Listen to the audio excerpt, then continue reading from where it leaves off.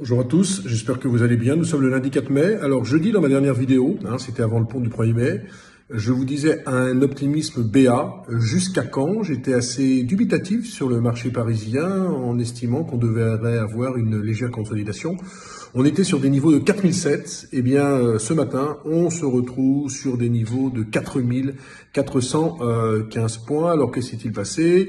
Une fébrilité de Wall Street avec Amazon qui annonce des pertes au titre du prochain trimestre en raison des coûts liés à la pandémie, notamment pour équiper son personnel. Et puis, les indicateurs ne sont pas bons, notamment en Asie avec des indices PMI au plus bas depuis 2009, à Taïwan, mais aussi en Corée du Sud. Et puis, bien sûr, la grande affaire du jour, c'est Trump.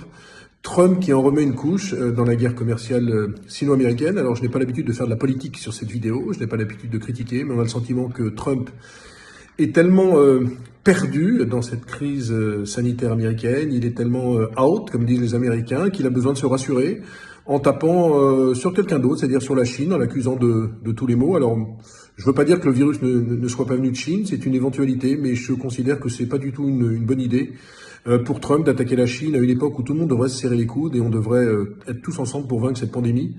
Ça me paraît un peu grotesque. J'ai l'impression que Trump est aux abois, il sent qu'il est devancé dans les sondages américains entre 8 et 10 points par Joe Biden, qui pourrait bien devenir le prochain président des États-Unis. Et donc, on a le sentiment que dans les prochaines semaines, il est prêt à faire n'importe quoi. Accuser les uns et les autres, peut-être qu'il y aura aussi des répressions ou des rétorsions commerciales contre l'Europe. Bref, c'est un peu du grand n'importe quoi et donc les marchés n'aiment pas du tout ça. C'est pour ça qu'ils dévissent aujourd'hui. À noter que dans les bancaires, ça ne va pas du tout aussi. Avec la SocGen, Société Générale, qui perd 6 à 7%, indiquant qu'elle pourrait faire une provision entre 3,5 milliards et 5 milliards d'euros sur l'ensemble de l'année. Toutes les bancaires suivent. Voilà, donc en résumé, on est sur des niveaux de 4004 actuellement sur le marché parisien. Mon feeling, je le répète, on pourrait aller entre 4000 et 4150 dans les prochains jours. Voilà, excellente journée à tous, restez confinés, il reste une semaine en France. Merci beaucoup.